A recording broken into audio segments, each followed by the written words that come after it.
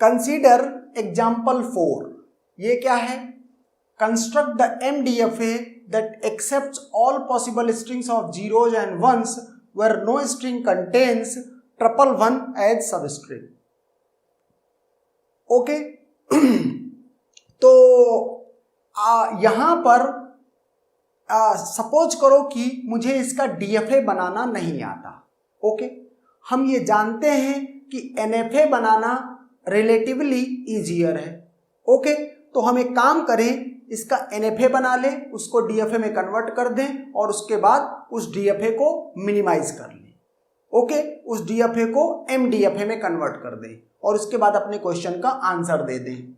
Okay तो अब जो है क्या कहते हैं कि कैसे ये प्रोसेस होता है वो देखते हैं। कहता no string contains triple one as substring. Okay तो यहां पर no string contains triple one as substring, तो पहले मैं इस नो को हटा देता हूं। ओके बाद में क्या करूंगा, जब इसका मैं DFA बना लूंगा तो DFA का कॉम्प्लीमेंट ले सकते हैं, NFA का कॉम्प्लीमेंट नहीं ले सकते। ओके तो बाद में जब कॉम्प्लीमेंट ले लूंगा उसका, पहले क्या करूं, वो मीन्स इसके लिए सपोज करो कि स्ट्रिंग इस तरह है, ये नो हटा दिया, इसका मतलब इस लैंग्वेज में अब स्ट्रिंग किस तरह की है, X triple one and Y।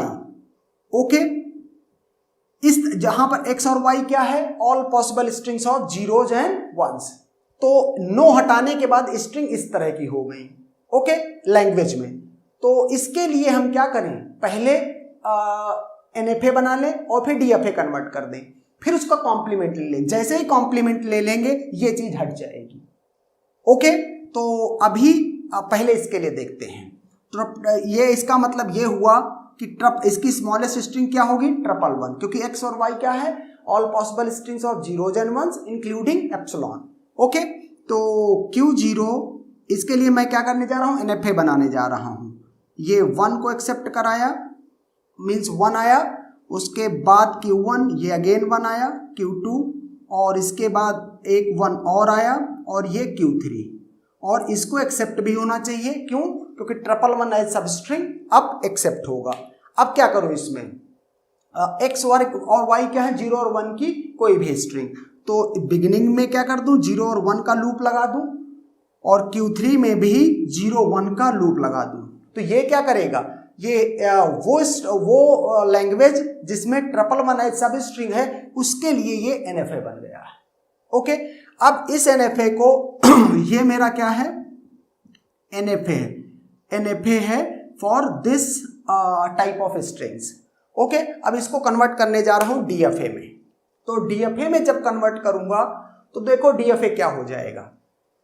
अगर मैं इसके DFA को बनाऊं तो DFA होगा इनिशियल स्टेट Q0, जो NFA की इनिशियल स्टेट होती है और जो DFA की इनिशियल स्टेट होती है दोनों सेम होती हैं। तो बस डिफरेंस ये रहता है कि इसको सबसेट्स की फॉर्म में लिखना पड़ता है। तो हमने ये Q0 ले लिया, Q0 पर 0 का ट्रांजिशन दूंगा तो क्या होगा, सिर्फ Q0 है, तो इसका मतलब लूप है इसमें Q0 का। ओके अगर 1 के ट्रांजिशन को लूं तो Q0 और Q1, Q0 पर 1 का ट्रांजिशन तो Q0 भी है और Q1 भी है, तो इसका मतलब नई स्टेट आ जाएगी एक। ओके 1 पर Q0 और ये Q1, ये दोनों स्टेट आएंगी, तो DFA की एक नई स्टेट आ गई। इस पर मॉड ऑफ सिग्मा के बराबर ट्रांजिशन हो गए हैं, इस पर मॉड ऑफ सिग्मा के बराबर ट्रांजिशन देखेंगे। ओके मॉड ऑफ सिग्मा के बराबर मतलब एक 0 का ट्रांजिशन और एक 1 का ट्रांजिशन। तो 0 इस पे Q0 पे 0 का ट्रांजिशन तो सिर्फ Q0 आएगा, लेकिन Q1 पर 0 का ट्रांजिशन डिफाइंड नहीं है, तो ये Q0 होगा यूनियन एम्प्टी सेट, तो Q0 ही आएगा। तो इसका मतलब ये 0 पे ये है। अगर मैं अब 1 के ट्रांजिशन की बात करूं Q0 Q1 पर, तो Q0 पर 1 का ट्रांजिशन Q0 Q1 है, Q1 पर 1 का ट्रांजिशन Q2 है। तो ये इस तरह से दो सेट हैं और इनका यूनियन करना है, तो Q0 Q1 Q2, 1 पर क्या हुआ Q0 Q1 और Q2। ओके ये तीनों स्टेट मिल करके क्या कर रही हैं, DFA की एक स्टेट बना रही हैं। ओके तो ये मुझे इस स्टेट पर भी मैंने मॉड ऑफ सिग्मा के बराबर ट्रांजिशन कर दिए। Now come to Q0 Q1 Q2। अगर इस पे जीरो का ट्रांजिशन देखूं तो Q0 पर जीरो का ट्रांजिशन Q0, Q1 पर जीरो का ट्रांजिशन MT, Q2 पे जीरो का ट्रांजिशन MT। इसका मतलब ये हुआ कि जीरो पर कहाँ जा रहा है, ये जीरो पे जा रहा है, ये Q0 पे। ओके, क्योंकि Q0 पे जीरो, Q1 Q2 पे MT, तो दो तीनों का यूनियन करेंगे तो Q0 आएगा। तो इसका मतलब जीरो पे Q0, Q1 पे क्या हो रहा है देख लेते हैं। 1 पे Q0 Q1 आ जाएगा, Q0 से 1 पे Q0 Q1 आ जाएगा, Q1 पर 1 आएगा तो Q2 आ जाएगा, और Q2 पर 1 आएगा तो Q3 आ जाएगा। इसका मतलब 1 पर ये में स्टेट होगी क्या, Q0 Q1 Q2 and Q3। Okay, तो ये नई स्टेट आ गई एक। इस पर भी मॉड ऑफ सिग्मा के बराबर ट्रांजिशन हो गए। अब इस पे करेंगे, अगर पहले जीरो का ट्रांजिशन देखते हैं Q0 पर जीरो का ट्रांजिशन सिर्फ Q0, Q1 पर जीरो का ट्रांजिशन कुछ भी नहीं है। ओके, Q2 पर जीरो का ट्रांजिशन कुछ भी नहीं है, Q3 पे जीरो का ट्रांजिशन Q3 इटसेल्फ है। तो इसका मतलब नई स्टेट आ गई क्या, Q0 और Q3। ओके, और ये किस पे है, जीरो का ट्रांजिशन। 1 का ट्रांजिशन देखते हैं, Q0 पर 1 का ट्रांजिशन Q0 Q1 है, Q1 पर 1 का ट्रांजिशन Q2 है, Q2 पे 1 का ट्रांजिशन Q3 है, और Q3 पे 1 का ट्रांजिशन Q3 इटसेल्फ है। ओके, तो लेकिन अब चूंकि सारी स्टेट इसकी आ चुकी हैं तो फिर इसका मतलब सिंपल क्या है, ये 1 पे इस पे लूप है। ओके, आपने क्या किया, इस स्टेट पर भी मॉड ऑफ सिग्मा के बराबर ट्रांजिशन कर दिया। Now check for Q0 Q3। तो जीरो का ट्रांजिशन पहले चेक करते हैं, Q0 पे जीरो का, तो Q0 पर जीरो का ट्रांजिशन तो Q0, Q3 पे जीरो का ट्रांजिशन तो Q3। इसका मतलब इस पे क्या है, जीरो पे लूप है। 1 पे ट्रांजिशन देखते हैं, 1 पे Q0 पे 1 का ट्रांजिशन देखेंगे तो Q0 Q1, Q0 पे ही 1 का ट्रांजिशन में Q0 Q1 आ गया। Q3 पे 1 का ट्रांजिशन Q3 इटसेल्फ है, तो यूनियन करेंगे दोनों का तो Q0 Q1 Q3। Okay, Q0 Q1 और ये Q3। ओके, तो इसका मतलब ये हो गया, ये जीरो पे आया है। ओके, अब 1 का ट्रांजिशन देखेंगे, 1 का ट्रांजिशन जब देखेंगे तो मीन्स इस पे हमने क्या किया, सॉरी ये हमने किस पे निकाला था, Q0 Q3 का 1 पे ट्रांजिशन था, Q0 पे निकाला था तो Q0 Q1 आया था, Q3 पे 1 का ट्रांजिशन Q3 इटसेल्फ आया था, तो Q0 Q1 Q3 आया था। ओके, अब नाउ इसके लिए Q0 Q1 Q3 के लिए चेक करेंगे। जीरो का ट्रांजिशन पहले देखते हैं, जीरो का ट्रांजिशन देखेंगे तो क्या होगा, जीरो के ट्रांजिशन में होगा Q0 का Q0, Q1 पर कोई ट्रांजिशन है, Q3 पे Q3 इटसेल्फ है। तो इसका मतलब जीरो पे ये हुआ कि Q0 Q3 है। 1 पे देखते हैं, Q0 पर 1 के लिए Q0 Q1 हो गया। ओके, Q1 पर 1 का ट्रांजिशन Q2 हो गया, और Q3 पे 1 का ट्रांजिशन Q3 इटसेल्फ हो गया। ओके, तो इसका मतलब तीनों को यूनियन करेंगे तो Q0 Q1 Q2 और ये Q3, ये स्टेट आ जाएगी। तो इसका मतलब ये हो गया 1 पर। तो इस पर जीरो भी डिफाइंड है, 1 भी डिफाइंड है, कोई नई स्टेट अब नहीं बची है, और हर स्टेट पर मॉड ऑफ सिग्मा के बराबर ट्रांजिशन है। इसका मतलब ये आपको क्या मिल चुका है, ये आपको मिल चुका है DFA। ओके, अब इसकी फाइनल स्टेट बनानी रह गई हैं, तो फाइनल स्टेट बना देते हैं। कौन कौन सी फाइनल स्टेट होंगी, जिस स्टेट पर NFA की फाइनल स्टेट है Q3, वो हर स्टेट इसकी फाइनल स्टेट होगी। तो यहां Q3 है, नहीं है, नहीं है, नहीं है, इसमें Q3 है, इसका मतलब ये स्टेट फाइनल स्टेट होगी। Q3 यहां पे भी है, ये स्टेट भी फाइनल स्टेट होगी, Q3 यहां भी है, ये स्टेट भी फाइनल स्टेट होगी। अब ये कंप्लीट DFA बन गया। ओके, किसके लिए बना है, जब आपने no string contains triple one as substring था, इस नो को हटा दिया था, each string contains triple one as substring, उसके लिए ये DFA बना। यहां मैंने सर्कल नहीं किया, फाइनल स्टेट्स बता दी है। ओके, लेकिन हमको किसके लिए चाहिए, हमको लिए no string contains triple one as substring, मतलब इस तरह की स्ट्रिंग्स नहीं होनी चाहिए। ओके, तो ये कैसे मिलेगा, अगर हमने ये जो DFA बनाया है इसका कॉम्प्लीमेंट ले लें। ओके, तो मैं क्या करने जा रहा हूं, इस डीएफए का कॉम्प्लीमेंट लेने जा रहा हूं जो कि एक डीएफए ही होगा।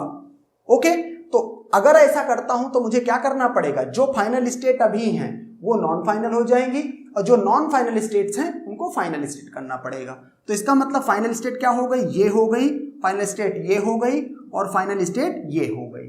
ओके, और ये फाइनल स्टेट से नॉन फाइनल स्टेट्स हो गई। ओके, तो ये नॉन फाइनल। तो अब जो है क्या कहते हैं, आप ये नो हटा दो। ओके, अब जो है ये no string contents triple one as substring, उसके लिए ये डीएफए। ओके, अब नेक्स्ट पार्ट देखते हैं। इसको मैं ए कहूंगा स्टेट, इसको बी कहूंगा, क्योंकि डीएफए की ये सिंगल स्टेट है, ये सी, ये डी, ये ई और ये एफ।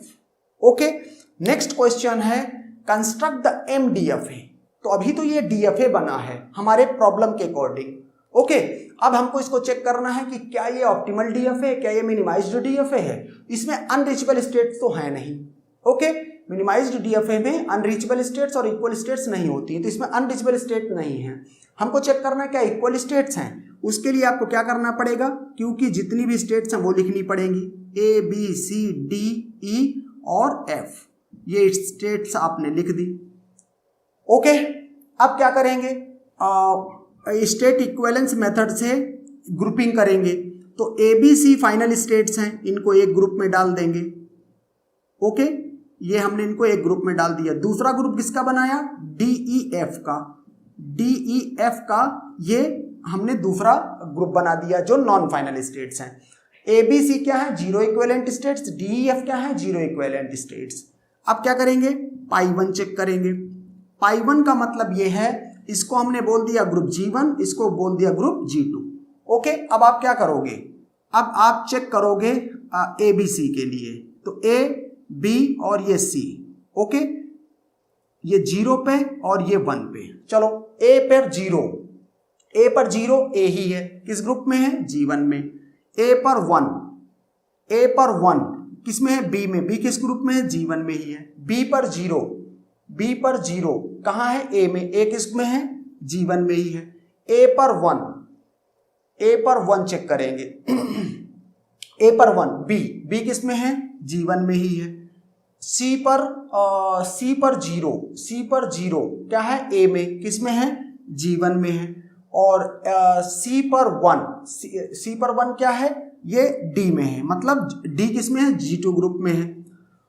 तो ये निकाल दिया। इसका मतलब यहां से देखो G1 और ये G1, इसका मतलब ए और बी क्या होंगी, एक ग्रुप में जाएंगे और सी इस ग्रुप से हट जाएगा। ओके, ए और बी क्या है, 1 इक्विवेलेंट स्टेट्स हैं, लेकिन सी 1 इक्विवेलेंट स्टेट नहीं है।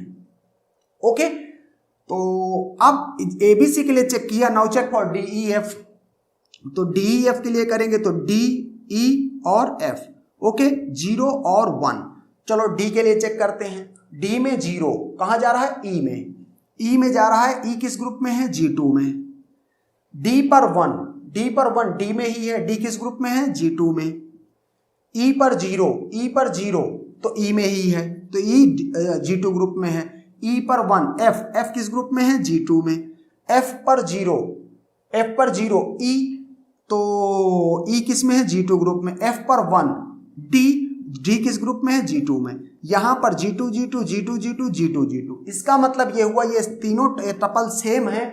इसका मतलब D E F R 1 equivalent states. Okay, तो यहां से ये ग्रुपिंग अब हटा देंगे। ए का बी एक तरफ कर दिया, सी को अलग कर दिया, और डी ई एफ चूंकि 1 इक्विवेलेंट थी तो इनको एक ग्रुप में रखा। ग्रुपिंग का नाम बदल दिया, G1 G2 और G3। Okay, now will check for pi 2।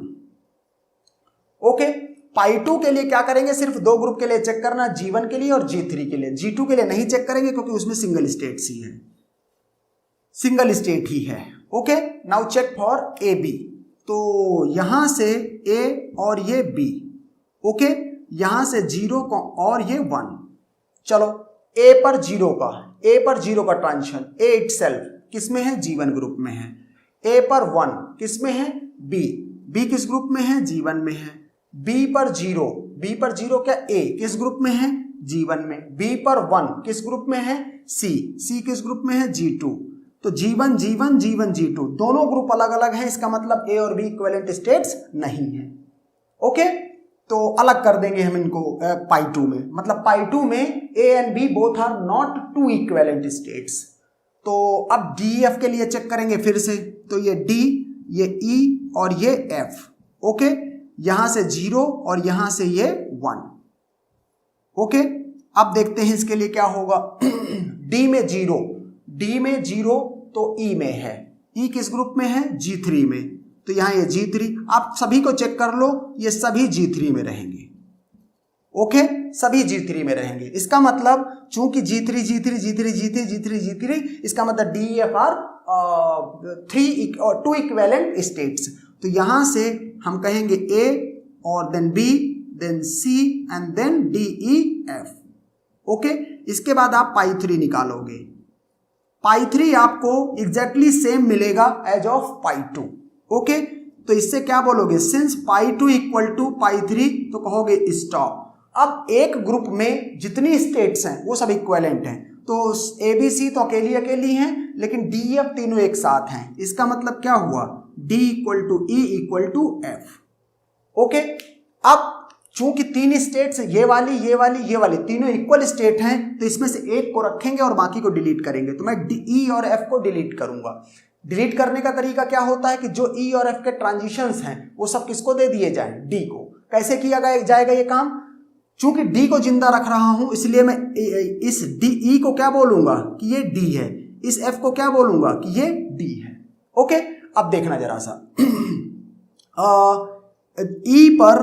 E पर जब 1 का ट्रांजिशन कर रहे हैं तो कहां जा रहा है, F में, और ये E क्या है, D, मतलब D में जब 1 का ट्रांजिशन कर रहे हैं तो D पे जा रहा है। तो इस पे लगा दे लूप, D पर इसका लूप, D से 1 का ट्रांजिशन पे D पे, इसका मतलब D पे 1 का लूप है, वो ऑलरेडी लगा हुआ है, करने की जरूरत नहीं है। अगर देखो यहां पर D पर, ये इस वाली को D को लो, D पर जब 0 का ट्रांजिशन दिया तो D पे जा रहा है, इसका मतलब यहां पे क्या है, 0 का लूप लगा देंगे। ओके, और चूंकि अब आगे चेक करने की नीड नहीं है, क्योंकि इस स्टेट पर D पर मॉड ऑफ सिग्मा के बराबर ट्रांजिशन होंगे, एक 0 का और एक 1 का। ओके, और वो दोनों ट्रांजिशन पूरे हो चुके हैं। इसका मतलब है now you can straight forward delete this 2 states. Okay, ये हमने इनको क्या कर दिया, डिलीट कर दिया। तो अब ये इस समय जो हमको मीन्स जो ये इस समय DFA दिख रहा है, ये एक्चुअल में क्या है, ये MDFA है।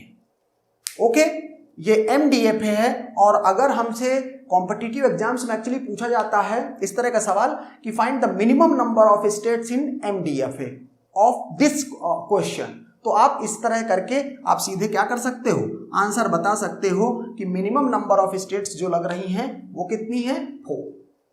ओके, तो इसमें क्या क्या कॉन्सेप्ट यूज हो गया, NFA बनाना भी हो गया, NFA टू DFA कन्वर्जन भी हो गया, और फिर DFA का कॉम्प्लीमेंट भी हो गया, क्योंकि यहां कह रहा था नो स्ट्रिंग, उसके बाद ऑप्टिमाइजेशन भी हो गया। ओके, और अगर आपको प्रैक्टिस है तो ये क्वेश्चन 3 से 4 मिनट में आप पूरा सॉल्व कर दोगे। Okay, and that's done.